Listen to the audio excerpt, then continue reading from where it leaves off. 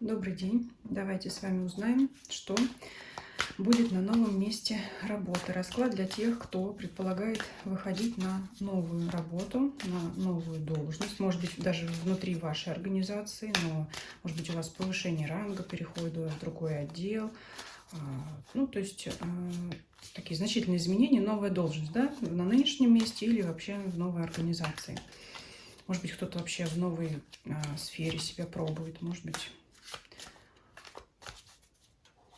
кто-то стал руководителем отдела или там целого подразделения, департамента. Да? Вот мы посмотрим, что да как. Определенные позиции я изначально устанавливать не буду картам, но будем смотреть по ходу, да, по ходу, как будет развиваться ситуация, и, соответственно, задавать дополнительные вопросы. Итак, что ждет на новом месте работы? Итак, основное, да, посмотрим атмосферу. Королева Пентаклей, правильно, да? То есть это либо вы, если вы женщина, если вы мужчина, скорее всего, это именно работа на новом месте в тесном сотрудничестве с королевой Пентаклей. Это может быть ваш руководитель, также подчиненный. Ну, то есть это скорее всего, наибольшее взаимодействие вот с этим человеком. Ну или если вы женщина, также может быть другая женщина в вашем окружении, с кем вам придется плотно взаимодействовать. И это человек опытный, потому что Пентакли, масть стабильная, это основа основ, так скажем, то есть это тот человек, который дело свое знает. То есть вы попадете в круг общения, где уже все установлено, где, скорее всего, не придется заниматься с корабля на бал, как говорится, не придется устанавливать какие-то новые порядки, внедрять что-то новое. То есть вы попадете, скажем, ну, в стабильное место, где все идет по плану, где все идет своим чередом. Да? Вот она сидит, ткет пряжу свою, все как по маслу, все идет налажено, все производство налажено, все механизмы отлажены, все взаимодействия идут в штатном режиме. Вот так вот хочется сказать. То есть стабильное место прежде всего. Что еще посмотрим? Пробивное место, вот так хочется сказать. Сейчас еще буду подбирать слова. Это сфера, которая в настоящее время активно продвигается. Ну, что это может быть? Первое, что в голову приходит, это IT какая-то сфера. Также это может быть какая-то транспортно-логистическая компания, все, что связано с движением в прямом или в переносном смысле, да, то есть либо, ну, это могут быть какие-то посылки, доставки, да, это может быть что-то связано с движимым имуществом, а также это может быть в переносном смысле сфера, которая впереди планеты всей, которая вот мчит вперед. И очень, может быть, такое престижное место, престижное, стабильное очень. Может быть, популярная компания, кстати говоря. Ну, у кого-то да, у кого нет, но уже могу сказать, что место хорошее. Знаете, такое не стыдно сказать, где вы работаете, куда идете. Тем более, что организация, это предприятие, куда вы идете, активно продвигается, потому что есть хорошая база, есть хорошая основа, куда двигаться, откуда отталкиваться. Поддержка хорошая есть, скорее всего, хорошие, знаете, как говорят, хороший бухгалтерский баланс, вот так можно сказать. То есть, скорее всего, фирма имеет хороший капитал, если таким финансовым языком выражаться, который мне некогда был близок, тряхнем стариной, так скажем. То есть фирма платежеспособная. Вы можете не бояться, что вам там, например, будут задерживать зарплату. Вот так еще могу сказать сразу. Да? Пентакли, стабильность и продвижение. Император. У кого-то может быть госструктура или с участием, с государственным участием компании, потому что император – это в том числе олицетворение государства. Это фирма, если нет, это также может быть фирма, которая строго соблюдает законодательство, то есть все по канонам, все по закону, все там зарплата белая, отчетность прозрачная, то есть, ну, может быть, строгий режим, хотя не обязательно. Но, знаете, это, вот одним словом, это порядок, стабильность и продвижение. То есть вот что я вижу. Карты прекрасные. Вот место, в которое вы попадаете, прекрасное. А дальше давайте будем смотреть, как вы там устроитесь, как вы там обоснуетесь, закрепитесь или нет. Давайте смотреть отношения с коллегами и все прочее, ваши рабочие процессы. С чего начать? Ну, давайте начнем с начала. Вот первые дни, да, вот когда вы придете, ваши чувства, ваши ощущения, вот как вы в своей тарелке чувствовать будете себя, не в своей, вот ваши ощущения. Давайте сначала посмотрим вот от первых дней. Паж жезлов. Ну, это, как, знаете, как молодой сотрудник, может быть, вы опытный человек, но это новичок, конечно. Паш – это новичок, который по масти жезлов, стихии огня, хочет активно участвовать во всей деятельности, во всех процессах, активно погружаться в новую работу. Вот такое ощущение. То есть вы там куда-то в уголок не забились. Вы активно, значит, внедряетесь. Причем это не вас гонит пинками, а это ваше желание внутреннее, это хорошо, потому что нет страха у вас. Королева мечей. Так, что это за королева у нас здесь возникает? По девятке. Девятки кубков. Ну, скорее всего, это тот человек, который будет вас вводить в курс дела, без лишних, скажем так, ну, без лишних разглагольствований, то есть все четко, строго по делу. А вы будете это хватать, что называется, впитывать как губка. Ну и, в принципе, рядом девятка пентаклей выпадает, глядя на эту строгую королеву мечей. Ну, это, в принципе, может быть как мужчина, так и женщина. Скорее, конечно, женщина все-таки королева, но и мужчина тоже может быть. В общем, глядя на него или на нее, вы будете думать, что это человек строгий, но также, глядя на статус этого человека, вы будете как раз активно проявлять свою энергию и желание, потому что вы будете понимать, что этот человек в этой фирме многого добился, и я хочу так же, ну, то есть вы хотите так же. То есть надо идти, надо прислушиваться, надо слушать, надо делать так, как говорит этот умный, опытный человек по мечам, да, это ум. Это опыт, и, то есть, и вы, скорее всего, захотите к этому стремиться, к этому статусу и к этому материальному даже положению. Да? Вот кто-то вас там так удивит. Может быть, узнаете, что премии хорошие, да, платят там. Вот. Либо, в принципе, вам могут указать там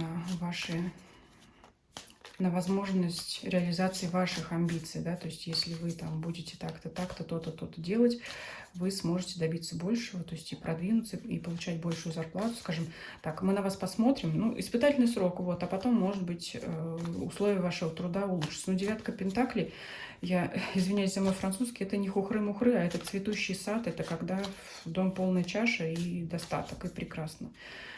Вот такие ощущения. То есть у вас с первых дней возникнет ощущение, что да, вот здесь я смогу реализовать свои амбиции, я смотрю, какие люди здесь работают, я смотрю, что здесь происходит, и я хочу тоже подняться до их уровня. Вот так. Итак, давайте посмотрим, как вы будете справляться со своей работой. Но здесь уже не на начальном этапе смотрим, а уже там дальше как пойдет, когда вы уже, так сказать, вклинитесь, войдете вот немножко в колею, освоитесь, как она будет проходить. Семерка мечей.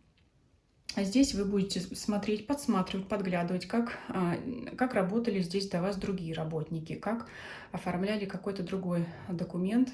То есть здесь семерка мечей, она вообще карта хитрости, но она не несет здесь негативного смысла. Это смотреть как у других. То есть если вам поручат сделать какое-то задание, какой-то отчет, документ составить, вы просто будете брать, например, предыдущий какой-то документ и делать его по аналогии. Либо будете консультироваться с сотрудниками, ну, впрямую там, знаете, скорее не спрашивать, а скорее просто смотреть, поднимать документы и делать так же, как там было. Вот здесь потому что идет не прямое общение, а как бы подглядывать, либо ну, искать информацию о том, как это сделать. Конечно, то есть карта говорит о том, что сразу вот вы его не составите. Надо будет сделать так, чтобы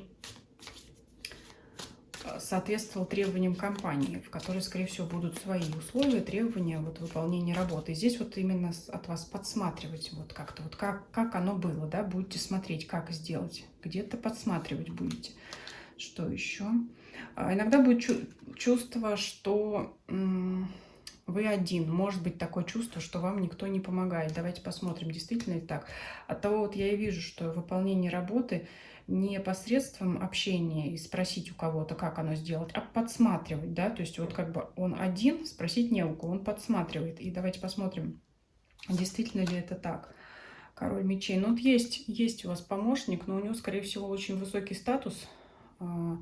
Может быть, кстати, это тоже лицо с королевой мечей. Может быть, это один и тот же человек. Может быть, разные, может быть, один и тот же.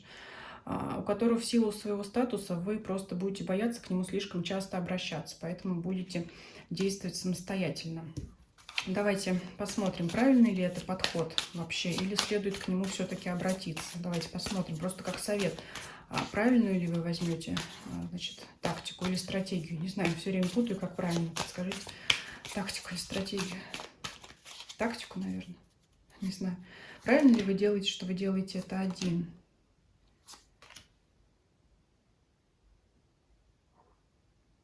Ну, вам, знаете, вам здесь некуда деваться. Скорее всего, этот человек просто занятой. Не потому, что он не хочет вам помочь, а потому что действительно человек занятой. И тот путь, которым вы будете находить при решении своих текущих задач, он будет, в принципе, правильный. Потому что по тройке жезлов это идти прямо, прорыв. Но вот здесь вот человек нагруженный, идет с завязанными глазами. Конечно, он первое время там не знает, как ему со всем этим справляться, поэтому действует так, как считает нужным. Итак, давайте посмотрим. Давайте еще про рабочие процессы, да, как вот вам нравится, не нравится, вот это вот все. Работа, пятерка жезлов. Могут возникать некоторые споры, но они всегда находят решение, да, причем которое и вас удовлетворит, и вторую сторону. Все-таки это, знаете, это не ссоры и споры, это аргументированное обсуждение рабочих вопросов, как сделать так или иначе. То есть вы можете высказывать свою позицию, ваш коллега высказывать будет свою позицию. В итоге что выходит? В итоге выходит тройка кубков, и в итоге и вы получаете опыт, и ваш коллега получает опыт. Вы как бы производите обмен опытом, да, потому что пятерка жезлов, она у нас закрывается веселой картой, тройка кубков, то есть все довольны, все смеются, как говорится.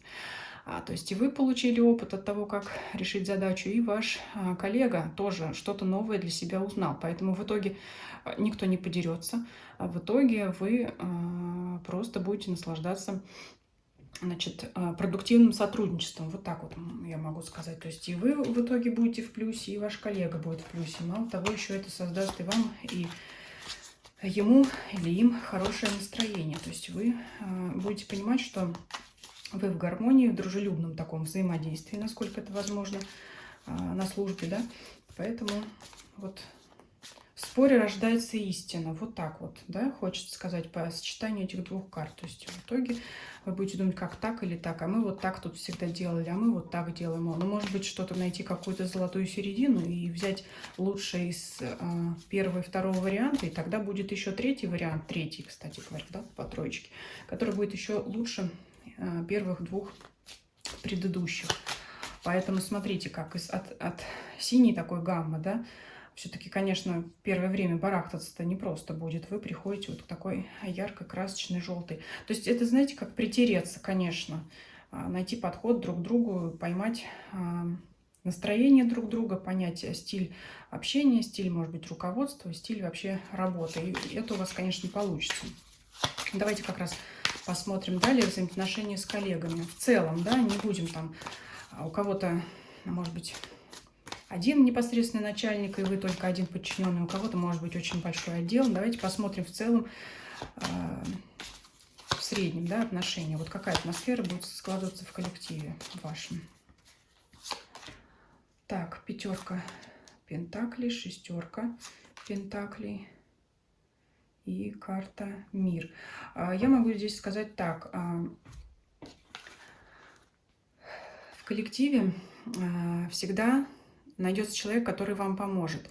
То есть это постоянная взаимопомощь, и только так создается гармония по карте мир. То есть пятерка пентаклей – это нужда, это просьба о помощи. Шестерка пентаклей, следующая за ней карта – это предоставление той самой помощи. И как результат карта мир, прекрасная карта.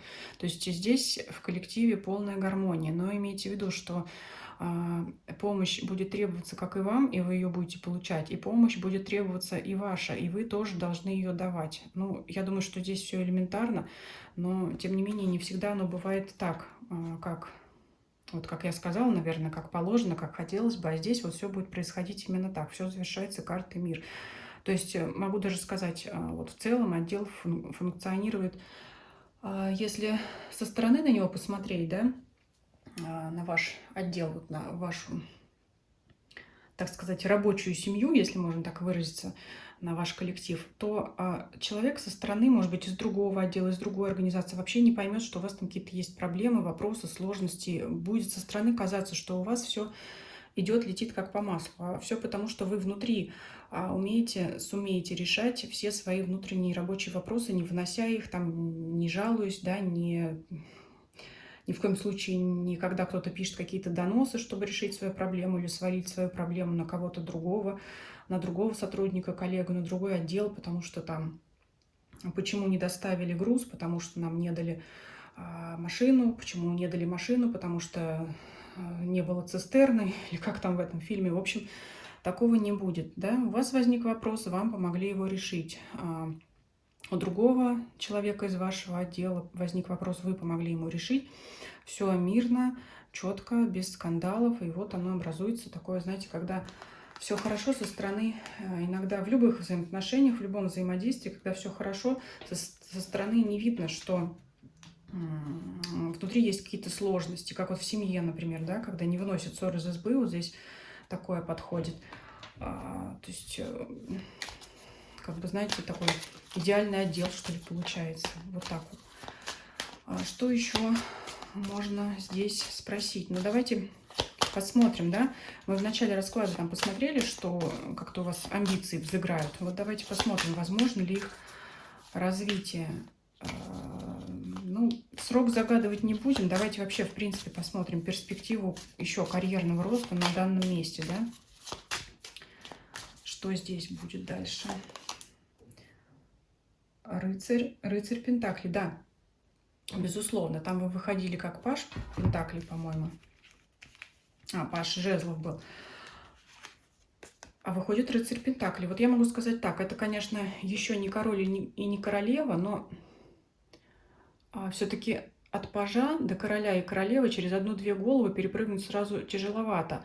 Поэтому здесь паж перепрыгивает в следующую свою как бы ипостась, следующий ранг – это в рыцаря. Причем какой здесь плюс? Если кто-то хотел сразу там в дамки, да, в королевы, то а здесь не получается, здесь всего рыцарь выходит. Я могу здесь вас обрадовать тем, что паж жезлов – это человек, который пока только хочет, стремится, да, он хочет, он обладает этим желанием, но пока он стоит на месте. У него безудержное вот это желание, внутренний огонь, вникать, разбираться, заниматься, работать. А рыцарь Пентаклей – это уже следующий ранг, это может быть следующая по рангу должность внутри организации. И мы замечаем, что масть жезлов от желания, да, внутреннего такого огня и задора превращается у нас в пентаклевую масть. Это уже человек, который закрепился на своем месте, продвинулся, безусловно, на шаг.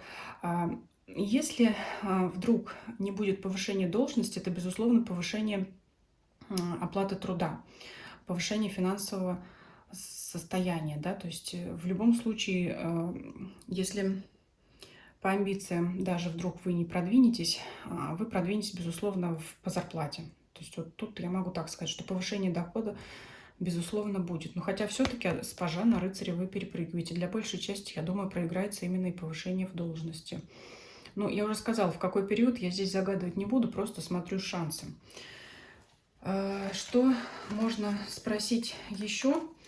Вы знаете, я, наверное, чтобы не гневить судьбу, при таком хорошем раскладе, честно говоря, даже не ожидала. Плюс еще и карты такие радужные. хорошая, в принципе, даже несмотря на вот мечи, какие здесь выпадали, десятка жезлов. Ну, тяжело в учении, легко в бою, как говорится, поэтому не без сложностей. А в принципе, такой хороший расклад, который не хочется портить и, как я уже сказала, гневить судьбу какими-то дополнительными вопросами. Словом, ну, что еще нужно, да? Мне кажется, все мы рассмотрели. И ваше продвижение, и ваши текущие работы, и отношения с коллегами, и организацию мы посмотрели, и все, в принципе, очень хорошо. Поэтому я предлагаю расклад на этом закончить. Спасибо вам за просмотр. Ставьте лайки, если вам расклад понравился, пишите комментарии, подписывайтесь обязательно. Кто не подписан, делитесь данным видео со своими друзьями и знакомыми, для кого эта информация может быть актуальна. Также, чтобы нам с вами не потеряться и продолжить встречаться онлайн, независимо от вашего нового места работы, где бы вы ни работали, чтобы получать какие-то советы, подсказки, энергообмен, да, потому что я для вас делаю расклады, вы смотрите мои видео, мне это очень приятно, поэтому подписывайтесь также на мои каналы Telegram и Дзен, на которые ссылки есть в описании канала и под данным видео. Всем спасибо за просмотр, всем до свидания.